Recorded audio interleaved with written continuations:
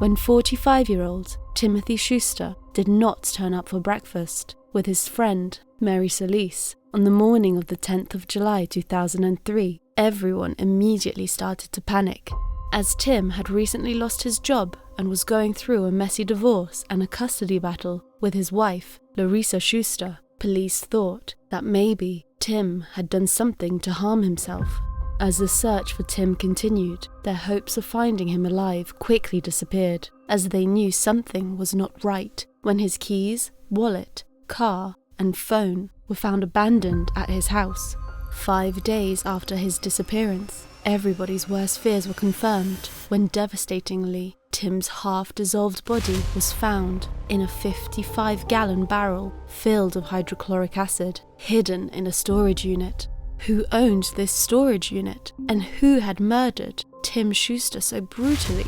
Had his divorce turned so bitter that his ex-wife Larissa could go this far? This is the brutal killing of Timothy Schuster.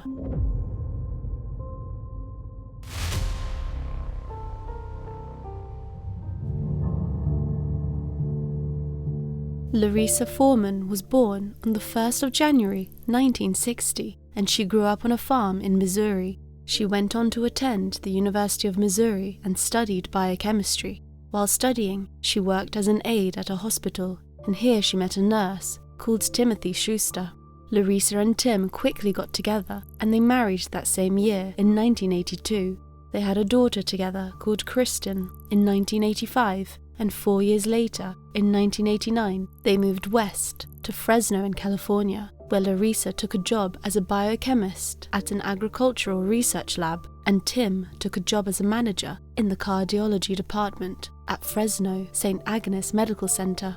Larissa was the main bread earner of the family, and with her well-paying job, the couple bought a large house in the Fresno suburbs, and a year later, in 1990, they welcomed their son Tyler. Larissa was described as the boss at home, and she was known to be very controlling and aggressive. Their daughter Kristen later said that Larissa was the disciplinarian in the home, and she was a very domineering parent. Her father, Tim, on the other hand, was the soft teddy bear that would let Larissa have her way.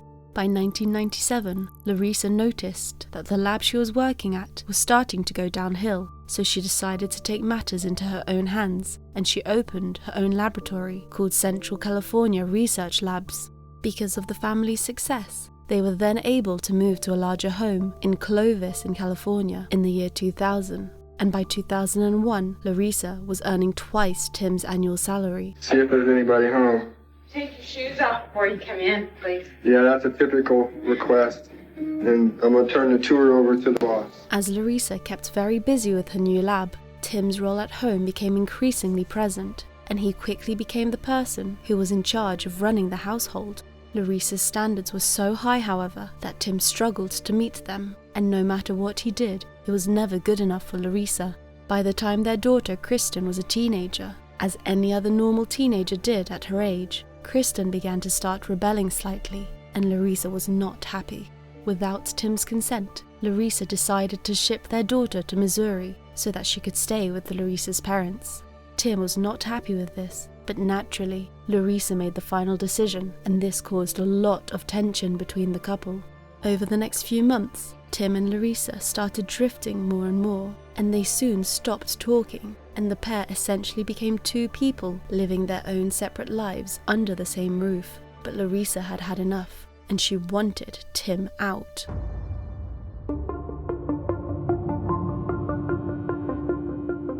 In February of 2002, Larissa filed for divorce, and she told Tim to get out. This time, however, Tim did not do what he was told, and he refused to leave the house. He then hired a lawyer to help him fight over custody of their son Tyler and the splitting of their joint assets. By July of 2002, however, Larissa was awarded primary custody of Tyler, and she was allowed to stay in the couple's home, so Tim had no other option but to move out on the 4th of July 2002. Before officially moving out, however, he decided to stand up for himself once more, and he took matters into his own hands. Whilst Larissa was visiting her daughter Kristen and her parents, Tim took what he thought was his from the family home and left to his condo. When Larissa returned from her trip, She found her home half empty, and she was furious. Larissa was so angry that Tim had gone and done this behind her back and had stood up to her. I want my grandmother's doilies, and I better by God see the mixing bowl. By August of 2002, Larissa was struggling to look after her son Tyler, as she had been so used to Tim being the one to look after Tyler. So therefore, she sought the help of her lab technician assistant, 21-year-old James Fagone. James was said to be very passive and a shy guy, so Larissa was quickly able to get him to do exactly what she wanted. Not only did she start having James look after Tyler regularly and essentially become his babysitter, but she quickly made him start running errands for her, and James was more than willing. Angry with Tim having taken the belongings from the home, Larissa asked James to help her break into Tim's condo so that she could retrieve some of her belongings. So on the 10th of August, 2002, Larissa and James broke into Tim's property whilst he was out of town, and not only did they retrieve some of the belongings, but they also trashed the property, pulling out drawers and taking a knife to his bedding.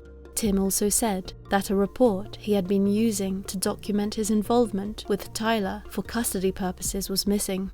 Larissa was so pleased with herself and how she had gotten away with the robbery that she told her friends what she had done. She reportedly told her friend and manicurist, Terry Lopez, that she had gone back to the property a couple of times because it gave her a feeling better than sex to sit in a chair and see what she had done to the place. She said that she had also keyed Tim's pickup and that it was like a trophy and gave her a happy feeling every time she saw the key mark on the side of the truck. Immediately, Tim knew who had done this to his property, but he decided not to press charges because he just wanted to let go and to hopefully move on. But despite not pressing charges for the break-in, Tim continued to fight the divorce, and he contested every detail of the divorce proceeding, and this just enraged Larissa. A little while later, Tim moved to another house that was equipped with an alarm system and motion sensors because he expressed concern about Larissa. He also obtained a handgun and concealed weapon permit. Sadly for Tim, however, not only was he trying to move on with his life and to fight this vicious divorce and custody battle, but as it turned out, the hospital where he worked were planning to lay some staff off. And so, on the 9th of July 2003, Tim and his good friend Mary Solis lost their jobs, and when Larissa heard the news, she just laughed.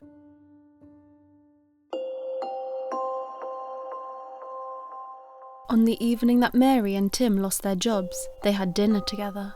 Mary and Tim then planned to have breakfast together the next morning around 10 a.m. following their exit interviews that they were due to have with HR. The next day, however, on the 10th of July, Tim did not make it to his scheduled exit interview, nor to the planned breakfast afterwards with Mary Solis. Mary was naturally worried for her friend, and she tried to ring him, but she couldn't get through to him. So she and her husband, Bob, called their mutual friend, Vic, and they asked Vic to go round to Tim's house and to see if he was okay. Vic immediately went over and checked, but Tim was nowhere to be found and his pickup was still in the garage. Vic then became increasingly concerned when he saw Tim's cell phone sitting on the dresser, as Tim never went anywhere without his cell phone.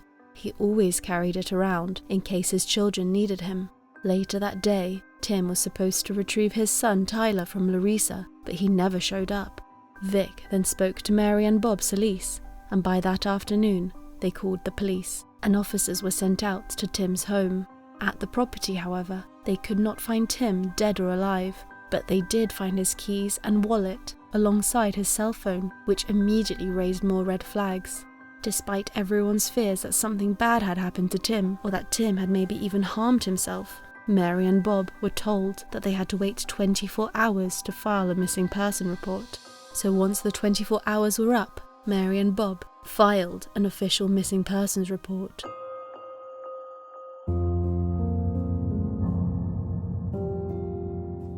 With Tim officially being classed as a missing person, the police jumped straight into asking questions to those closest to him. Detectives quickly found out about the volatile divorce that was pending, so naturally they asked Larissa to come down to the police station that Friday evening so that they could talk to her, and that maybe hopefully she could shed some light on Tim's disappearance. During the interview conducted by the detectives, Larissa shared that she and Tim were going through a divorce and that they had a difficult time communicating verbally, and that sometimes they went for 3 weeks without talking or exchanging emails. Tim and I are going through divorce, and it's just been stretched out for a long time, and we've had a difficult time communicating verbally, so we don't do that. I mean, there's been times when we go for 3 weeks. Larissa stated that the last message she got from Tim was on the 8th of July, 2 days before he went missing, and it said he was planning to pick up Tyler at 6 p.m. on the 10th. Larissa also said that she had called him again around 8:30 p.m. and left a message asking him to call on the evening of the 9th of July once she learned that he was losing his job, saying that she had been concerned for him. She said that the last time she called Tim that night was around 10:30 p.m. and that she then drove by his house and knocked on the door around 10:30 or 10:45 p.m., after which she did not try to contact him any further. Police immediately knew that this was a lie, however, as during the search of Tim's property, his cell phone records showed that Larissa had called him at 2:02 a.m. on the 10th of July. Police confronted Larissa with this information, and she told them that she may have accidentally called him. She said that that evening she had fallen asleep on the couch, and when she awoke, it looked like her cell phone had been dialed, and she thought she must have rolled over and hit a button and accidentally called Tim, implying that she had Tim's number on speed dial. No phone calls or anything from him or anything at that time, and no unusual activity, or was there?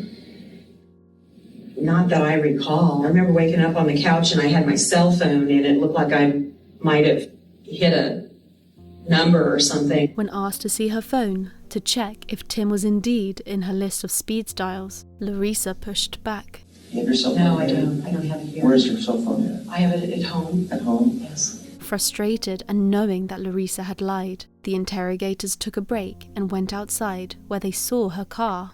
When they peered inside the vehicle, they clearly saw her phone sitting there. They called her number to double check. It was indeed her phone, and when they saw it ring inside the car, they went back into the interrogation room to confront her once again. Larissa's demeanor immediately changed, and it was clear to investigators that she was very nervous. Her hands were shaking, and she was clearly trying to manipulate the phone. Concerned that she might try to change some of its contents, the detectives asked if they could see it, and as they suspected, Tim's number was not on speed dial. 2 is CCRL, that's your office. 3 is... Caught in another lie, Larissa had no other option but to change her story and to admit having called Tim late that night. Okay. I made the call. Okay. I was not sleeping well. I haven't slept well for a while. Why did you feel the need not to tell us about that?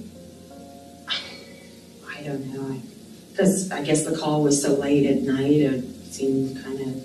It's a mistake. She admitted that she had made the call to Tim's house because she just wanted to make sure there would be no trouble on the Saturday, because she was afraid Tim would not return Tyler from visitation in time for their trip that following day. Larissa said Tim was kind of asleep during the phone call, and she estimated that the call was less than 30 seconds long. Are you the type of person that could have anything to do with him missing? No, not at all. No, I can't. I mean, we've had our problems and I dislike him and we haven't been able to get along, but I couldn't do that to my son. I couldn't do that. She admitted that she had made a mistake by not telling the detectives, but she denied being deceitful about anything else and stated that she did not know what could have happened to him between the time of the phone call and the time of Tim's exit interview with HR. Is he capable of just packing up, cashing out a bunch of money and going somewhere else thinking I need maybe when you to snap and do that? Is he capable of doing that? I don't know that I can. I don't know. You think he would leave your son and not see him? My gut tells me that no, that he probably wouldn't do that. Despite admitting that she had lied, she denied having hurt Tim, and detectives had no choice but to let her go.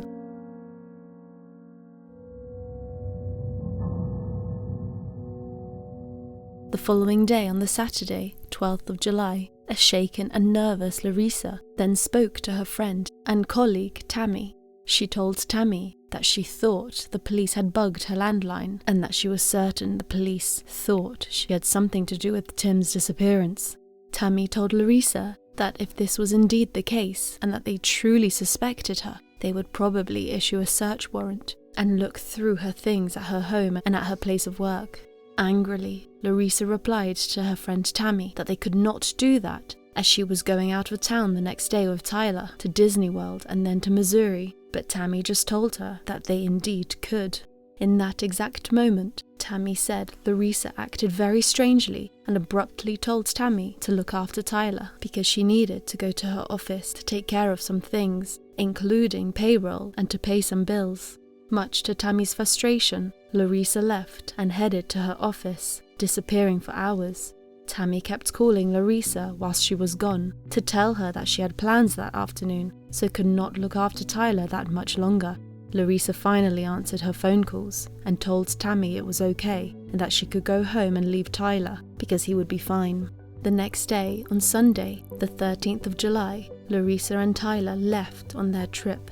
The day after that, on Monday, the 14th of July, Tammy went to the office, and here she spoke to another one of Larissa's colleagues, Leslie. Leslie told Tammy that she had been working that Saturday when she saw Larissa come into the lab.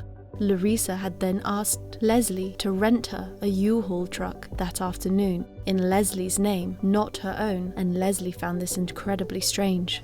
Leslie said that at the U-Haul place, Larissa was thirsty and dirty and had scrapes on her shins and had blood on her shoes. Larissa claimed that she had smashed her toe while moving some items. On hearing this, Tammy knew that something strange was going on, and she urged Leslie to call the police and let them know about Larissa's suspicious behavior.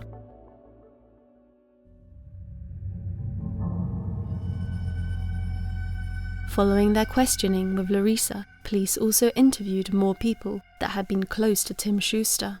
James Fagone's name kept coming up, and they knew that James worked with Larissa and often looked after Tim and Larissa's son Tyler, so they brought James in for questioning on the 14th of July. During this first questioning, James admitted that he and Larissa had broken into Tim's house a year prior and had stolen some of his items. He explained that as a thanks, Larissa had let him take some of Tim's electronics, and that would be why James had some of Tim's belongings in his house. They naturally found this to be suspicious, but with no further explanation as to Tim's whereabouts, they let James go. Later that afternoon, police received the strange information from Leslie and Tammy saying that 2 days prior, on Saturday, the 12th of July, Larissa had asked Leslie to rent a U-Haul truck in her name and had then disappeared for a few hours. Leslie was also able to confirm to them that Larissa had access to a storage unit. As it turned out, almost a year previously, on the 8th of August, 2002, Larissa had asked Leslie to rent her a storage unit at Security Public Storage, which was a couple of miles from the lab. Larissa had told Leslie that she wanted to store some things that she wished to keep hidden from Tim, so she asked that Leslie rent it in her own name. Immediately, the police knew that this was vital information, and they looked further into this lead. As soon as officers arrived at the storage unit, they were hit with the overwhelming smell of decaying flesh.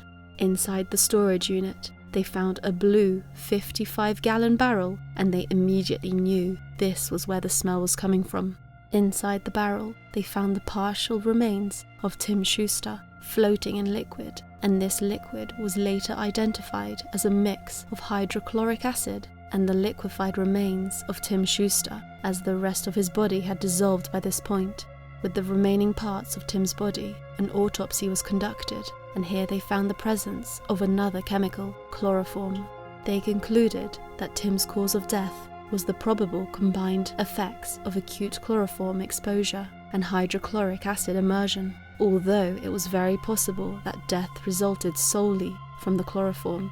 They also could not determine whether Tim was alive when he was placed in the barrel. The following day, on the 15th of July, they re-brought James in for questioning, and this time he revealed much, much more.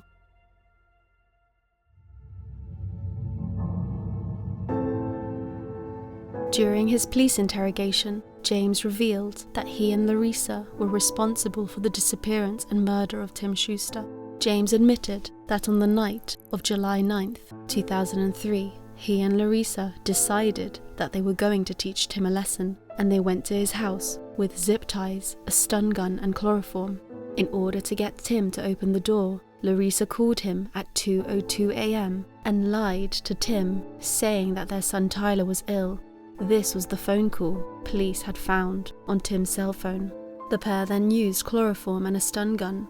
They then put him in James's truck and drove him to Larissa's house. He opened the door and stunned him and took him down, and then she bound him, and then, before I know it, I couldn't tell if he was alive or not. James admitted that they then put an unconscious Tim into the 55-gallon barrel head first. He then said that Larissa grabbed some glass bottles and started pouring liquid on top of Tim's body, and James said he assumed it was hydrochloric acid. And how many got poured in? I think she did 1 or 2 or 3, and then she couldn't handle it anymore. And how many did you pour after that? I didn't pour. James claimed that the barrel remained in Larissa's tool shed overnight, and that after her initial questioning by the police, Larissa panicked and told James that they needed to move the barrel to the office, where they then added more acid.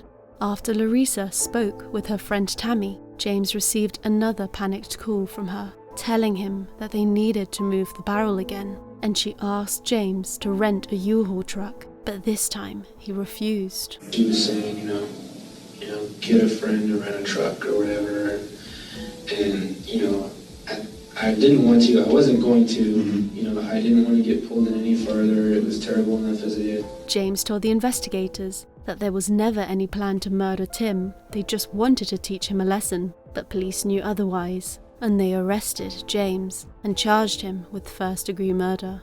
The following day, on the 16th of July, police waited at the St. Louis airport in Missouri, and the moment Larissa stepped off the plane, they arrested her also and transported her back to California, where she was charged with first-degree murder.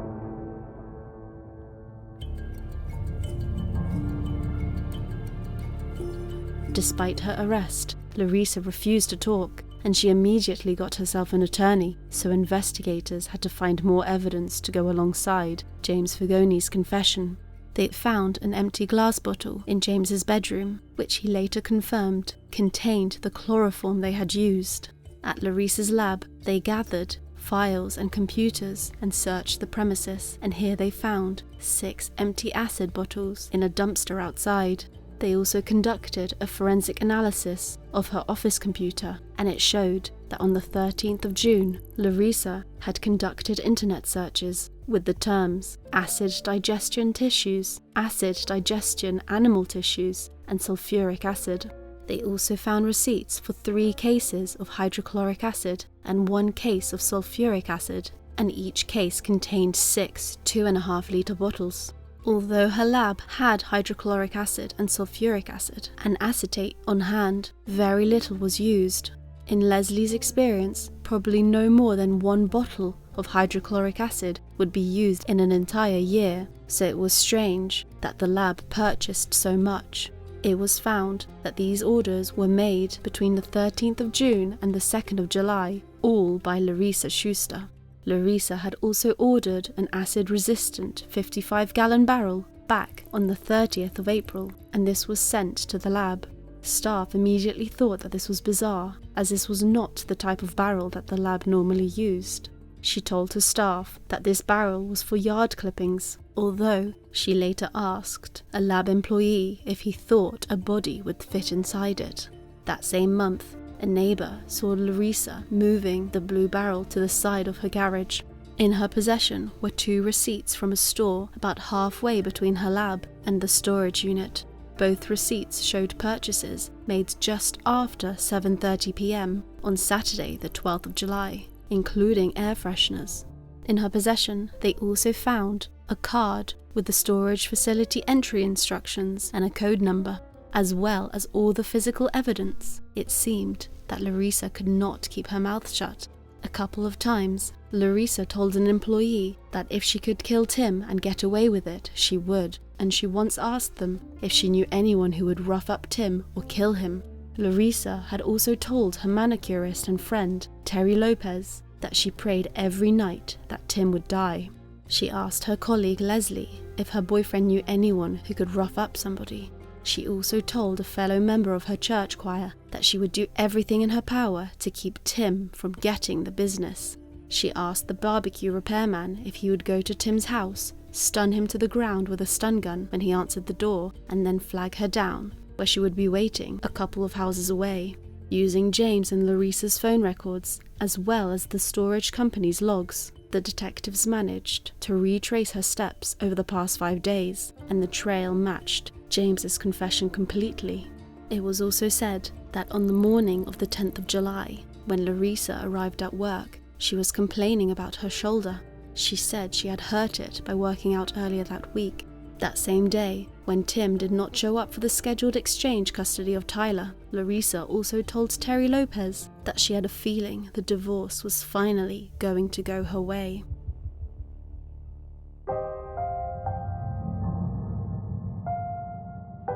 James had been charged with first-degree murder and kidnapping.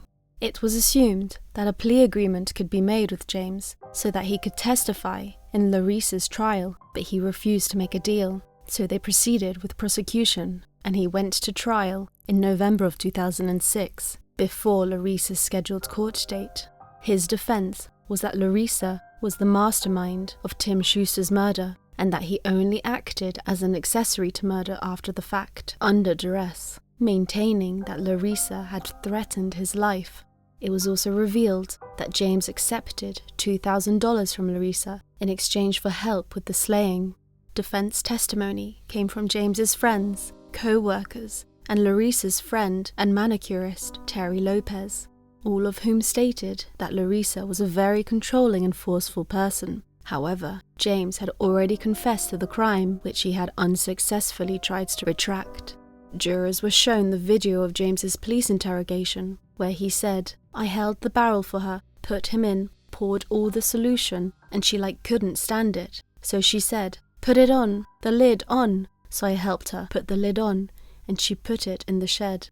Although James was acquitted of kidnapping, he was found guilty of first-degree murder, and he was sentenced to life without parole. We, the jury in the above entitled action, find the defendant, James Fagone, guilty of first-degree murder of Timothy Schuster.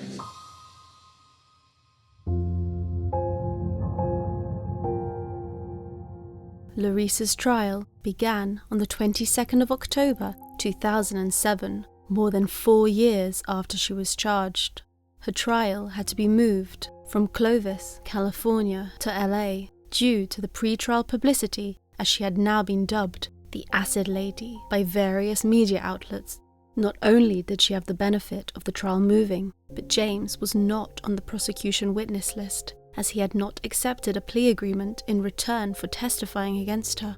Since the prosecution could not use James's testimony, the judge ruled that James's interrogation footage could not be shown either. Therefore, their case relied entirely on circumstantial evidence, but the prosecution fought hard. Prosecutors stated how Larissa had access to all the chemicals used in the murder, being that she was a biochemist in a research lab, and that she had purchased an unnatural and unnecessary amount of stock. They also played the graphic phone messages from Larissa that Tim had saved on his answering machine. I hate your gut so bad I can't even stand you. I hope you burn in hell. Prosecutors alleged to the jury that Larissa had attempted to solicit Tim's murder before, believing that she could get away with it. They called up several witnesses to the stand that confirmed that Larissa had spoken to them about threatening to kill Tim, including Terry Lopez. Her colleague Tammy also testified and told everyone about Larissa's trip to the office that Saturday after Tim's disappearance. They also brought up all the computer and receipt evidence, but the defense fought back, saying that none of that evidence directly connected her to the murder. Although her accomplice, James, did not testify in her trial, Larissa decided to take the witness stand in her own defense. Did you kill your husband? No, I did not kill my husband. On the stand, Larissa testified how she had no foreknowledge of the murder and that James was actually Tim's killer. She claimed that on return to her house after her first initial police questioning, James was there babysitting her son Tyler, and James admitted to killing Tim. She stated that James had told her, "I heard him say something like, 'There had to be an accident and Tim is dead. I thought he was joking.'" Larissa said that she immediately panicked and told James that he had to get rid of the body, as she knew his murder would be pinned on her. She said that instead of calling the police, she decided to help move and get rid of Tim's body, and that explained her activities on that Saturday. When confronted over the phone messages on Tim's answering machine, Larissa replied with, "It is something that I'm really ashamed about.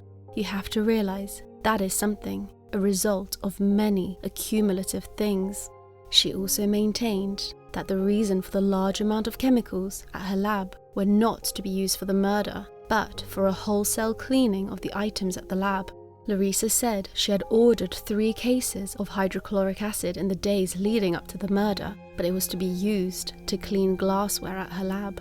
Finally, however, on the 12th of December 2007, she was found guilty of first-degree murder with the special circumstance of financial gain. On the 16th of May 2008, sentencing took place, and a total of 7 people addressed Larissa directly, and even with all the emotions, she never cried and did not say anything. One of the powerful victim impact statements came from her daughter, Kristen. "My heart has been broken, ripped out of my chest, stomped on, and then beat to a pulp. May your present and next life be filled with as much pain as you inflicted upon my father. Maybe later in life I can learn to forgive you, but I highly doubt it. So this is goodbye. Not just for now, but for good. This is goodbye as your daughter." Tim's mother, Shirley Schuster, said, "I can't even imagine his last hours and the pain he must have gone through. How I wish I could have been there to help him with his pain." Finally, Larissa Schuster was sentenced to life in prison without parole, and she was ordered to pay for Tim's burial expenses.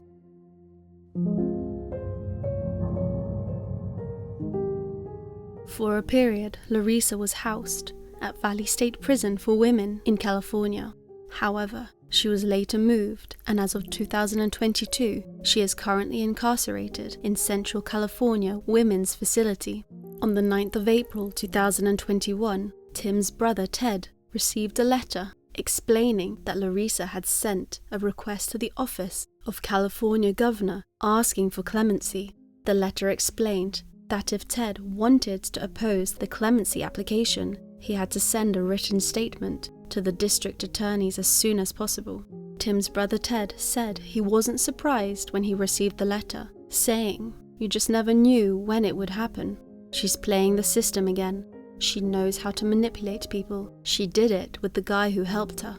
I saw the toll it took on my mother. When we went through her stuff after she died, we found a folder. She would sit and read those trial transcripts. She had every page curled back. That's how often she had gone through those and read them. So no, I don't think there's any way that I could forgive her. I know there's probably some of my other family members who have, but there's sure a lot of them who haven't." In the past few years, Larissa herself has also participated in a video series on YouTube that has now been taken down. Here she was corresponding with a man only identified as Big White, and they wrote letters back and forth to one another. In one of the letters, Larissa wrote that she had done very well here in prison and had no problems, but that she didn't fit in and didn't ever intend to. One letter stated that she was studying to become a certified alcohol and drug counselor. The letter said, "Once I complete the education, I have to do 255 hours of practice, and then I can sit for my exam. I will be able to use a certificate out in the community, hopefully one day when I get a chance at parole." She said, "Prison is a temporary place for me. I have to learn to make the best out of every day. I've learned so much about myself in here that I am thankful in a way that I've had the opportunity to explore myself in ways I would never have been able to. At least now I understand more about what happened to me to make the horrible decisions I made." Despite Larissa's wishes, I'm sure many of you out there would agree with me in saying I hope she never ever gets out of prison and is never granted parole. I hope her and James are locked away forever, as what they did to poor Tim is completely unbelievable. Tim was just trying to move on with his life, have a fresh start, and get custody of his son. The way they murdered Tim is truly one of the most harrowing ways I have ever heard, and my heart goes out to Tim's family, in particular to Tim's children, Kristen and Tyler. I can't imagine what it must feel like to have your mother kill your own father. I hope wherever they are today they are doing okay. And as always, I want to finish off this case by saying, rest in peace, Timothy Schuster.